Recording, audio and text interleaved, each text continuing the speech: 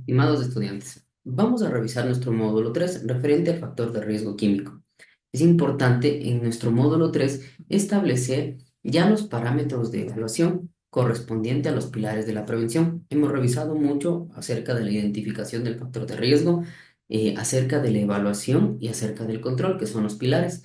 Hacemos mucho hincapié en este módulo 3 en el tema de la evaluación, porque si un factor de riesgo no se mide, no se va a poder controlar. Entonces, la evaluación es esta interacción entre la medición y la comparación con los límites permisibles que nosotros podemos tener dentro de nuestras actividades de control en el factor del riesgo, ¿sí?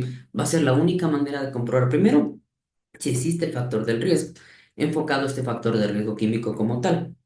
Recordemos que nuestro módulo se enfoca a identificar, evaluar y controlar este factor de riesgo químico y biológico, ¿sí? Entonces vamos a hacer mucho hincapié en lo que es la evaluación de los factores de riesgos químicos. Sí, se puede medir toda sustancia química, la podemos medir y podemos evaluar de acuerdo a parámetros establecidos en la norma técnica nacional o también en la norma técnica internacional cuando no tengamos norma técnica nacional. Así, por ejemplo, podemos revisar lo que es la evaluación de material particulado, entendiendo material particulado por toda sustancia excepto el agua pura que se puede encontrar en el aire, ya sea como pequeñas gotas de líquidos o como partículas sólidas y que tienen un tamaño microscópico mayor que las dimensiones moleculares como tal. El material particulado lo podemos clasificar de varias formas, entre ellas por la forma de presentarse y por sus efectos en el organismo. ¿Por qué hacemos hincapié en este material particulado? Porque el material particulado es el polvo que encontramos en toda instalación, ¿sí? Entonces, ese polvo que encontramos en toda instalación industrial es el que nos puede generar a nosotros alguna consecuencia a causa de la exposición como tal, entendiendo el factor de riesgo como tal, probabilidad por consecuencia, ¿no? Así tenemos que aerosoles en dispersión de partículas sólidas y líquidas de tamaño inferior a 100 micras. Los aerosoles a su vez se pueden dividir en polvos, nieblas, brumas, humos y humos metálicos. Y los efectos en el organismo dependen del lugar en el cual la partícula se deposita en el tracto de respiratorio. Y esto está íntimamente ligado al tamaño de la partícula, a su forma y a su densidad. La característica más importante en la influencia del organismo respiratorio es su tamaño, sus propiedades aerodinámicas, ¿sí? Entonces, podemos observar que aquí tenemos aquellos materiales peligrosos cuando se depositan en cualquier parte del tracto respiratorio. Estas partículas pueden afectar el recorrido desde la boca hasta la laringe, es decir, todas las vías superiores, ¿sí? Entonces, es importante que nosotros determinemos primero el material particulado con el que estamos trabajando y después las consecuencias que pueden generar, ¿sí? Por ejemplo, aquí nosotros tenemos material particulado inhalable, material particulado tóxico, material particulado respirable, ¿sí? Básicamente es a qué parte del tracto respiratorio puede estar afectando este material particulado, la diferencia es entre estos materiales particulados. Las guías o criterios de evaluación del método se basa en la prevención de los riesgos relacionados a la gente a la gente de riesgo como tal, en este caso el riesgo químico, ¿no? ¿Sí? Así, por ejemplo, tenemos la NTP 587, no tenemos una norma nacional que nos pueda representar, pero esta NTP, que es una norma técnica preventiva de España, la 587, genera la evaluación de la exposición a agentes químicos y nos detalla la posibilidad de elegir monitores de lectura directa para el tema de aerosoles.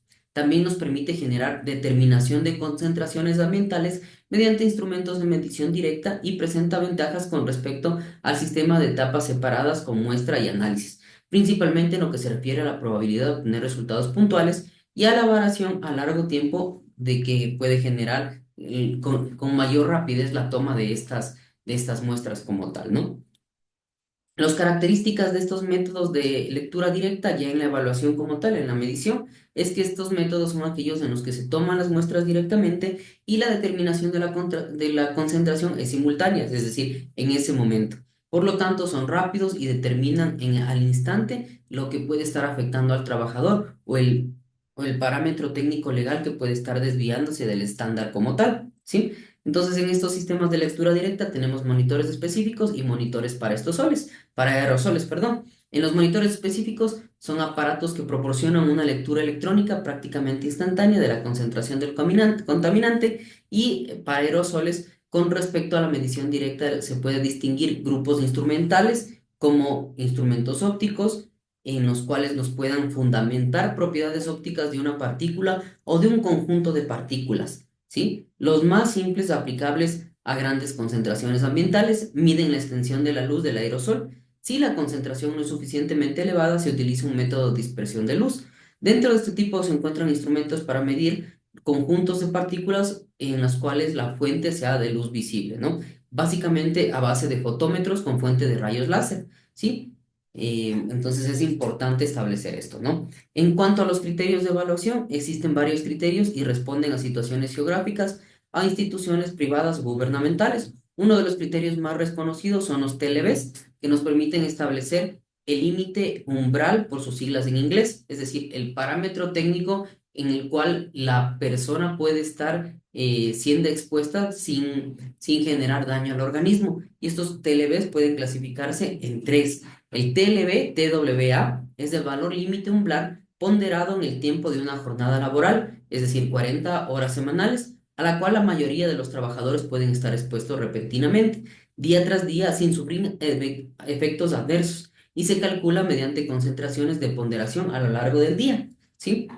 El siguiente es el TLB Steel, que es el valor límite umbral o límite de exposición de corta duración a los que los trabajadores pueden estar expuestos durante un corto espacio de tiempo, máximo 15 minutos, sin sufrir irritación, cambios crónicos o irreversibles de los tejidos, necrosis. Importante, no es un límite independiente, sino que es un complemento del límite TWA, ¿sí? El que acabamos de ver. Es decir, la exposición media ponderada durante un tiempo de 15 minutos, que no debe sobrepasar en ningún momento de la jornada. Puede haber sustancias químicas que nos den esa caracterización, ¿no? Que a pesar de tener el equipo de protección, solo puede estar expuesto máximo 15 minutos a la sustancia química. A eso hace referencia este TLB Steel como tal, ¿no? El TLB-C, que es un valor límite umbral techo, es decir, el límite valor que no se debe sobrepasar en ningún momento de exposición durante la jornada laboral, ¿sí? Entonces, muy importante también este, ¿no?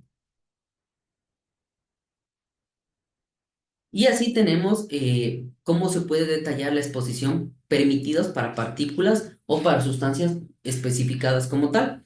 Este límite puede determinarse por la Conferencia Americana de Higienistas, que es la ACGIH, es la que nosotros utilizamos para partículas no identificadas, y también el TWA para polvo total, es decir, para partículas según la OSHA, que es igual, las dos son americanas, ¿no? Y nos permiten a nosotros tener la referencia de cuál es el límite permisible que puedo tener para poder generar una exposición hacia el trabajador, ¿sí? Entonces es muy importante establecer primero los límites permisibles y luego los instrumentos de medición, las muestras, los sistemas de muestreo que nosotros vamos a desarrollar, y en base a eso nosotros poder hacer referencia con nuestra norma técnica. Nuestra norma técnica sí nos hace mención a lo que son nuestros límites permisibles de desarrollo con respecto a lo que es el control del riesgo, ¿no?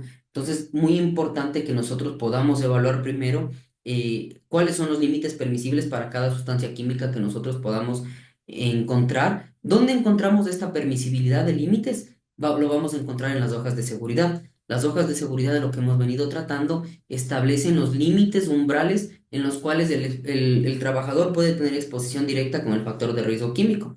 Una vez especificado, vamos a medir. Con esa medición nosotros vamos a poder evaluar estos límites umbrales y generar los controles. Recordemos que los controles siempre se van a identificar en la jerarquía, es decir, control de eliminación de la sustancia. Es muy difícil, como yo les he comentado, eliminar una sustancia química, porque puede ser nuestro core de negocio el manejo de esta sustancia química. El siguiente pilar o el siguiente paso es tratar de sustituir la sustancia. Ya en el mercado existen sustancias que pueden ser amigables al organismo de las personas y también al medio ambiente. En base a ese contexto, nosotros tenemos que establecer los lineamientos adecuados para ver si podemos sustituir la sustancia química con la cual estemos trabajando actualmente. Luego sí ya vienen los controles de ingeniería, que podemos entender como un control de ingeniería en un proceso de factor de riesgo químico, sistemas de extracción localizada, es decir, generar aire acorde a la exposición que estoy generando en el factor de riesgo que estoy manipulando, ¿sí? Un sistema de ventilación localizada nos puede ayudar a generar esta ventilación para que la persona no se encuentre muy expuesta, ¿no? Como tal, controles administrativos que nos pueden ayudar a generar controles de advertencia, instructivos, hojas de seguridad, tarjetas de emergencia que hemos hecho mucho hincapié en el módulo 2, ¿sí? Que nos pueden ayudar a identificar el factor de riesgo, cuáles son las medidas preventivas para controlar este factor de riesgo, ¿sí? ¿Qué equipo de protección personal debe utilizar? ¿Y qué medidas nosotros tenemos que hacer en caso de que ocurra un accidente con respecto a la exposición o con respecto a ingesta o cualquier vía de las que hemos visto de entrada del químico al organismo, ¿no? Y finalmente el control en el individuo. Ya hemos visto que no es solo dotarle de un equipo de protección personal, tiene que haber una referencia técnica en esta dotación del equipo de protección personal que nos ayude a generar un control adecuado del factor del riesgo, ¿sí? Entonces nosotros, como vemos, ahora sí estamos cumpliendo todos los pilares de la prevención.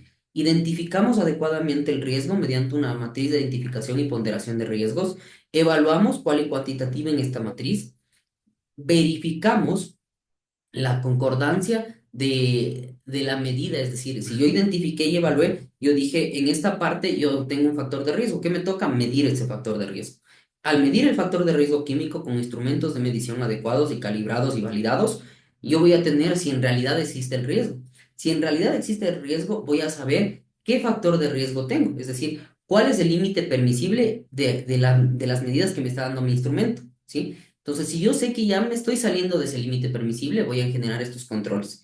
Y los controles me van a permitir que el trabajador no se enferme o que el trabajador no sufra un accidente laboral por el factor de exposición que nosotros estamos revisando en este caso, ¿no? Entonces, en este módulo ya vamos a tener, por ejemplo, nuestra matriz de identificación y evaluación del riesgo a cabalidad. Es decir, terminarla desde la identificación, desde la utilización de la metodología para evaluar los criterios y también de los controles que yo estoy proponiendo, ¿sí? Nuestro taller se enfoca a eso, ¿no? A que ustedes ya terminen su matriz de identificación de riesgo y que ustedes ya puedan evaluar el factor de riesgo como tal, en este caso el factor de riesgo químico, ¿no?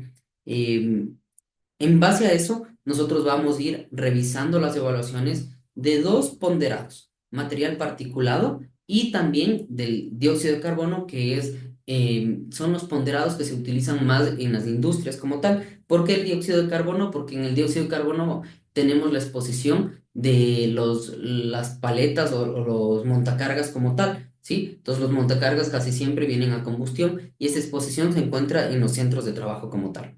Entonces les invito a revisar todo el contenido y a seguir generando las interacciones que nosotros venimos generando en nuestro módulo como tal, ¿no? Gracias.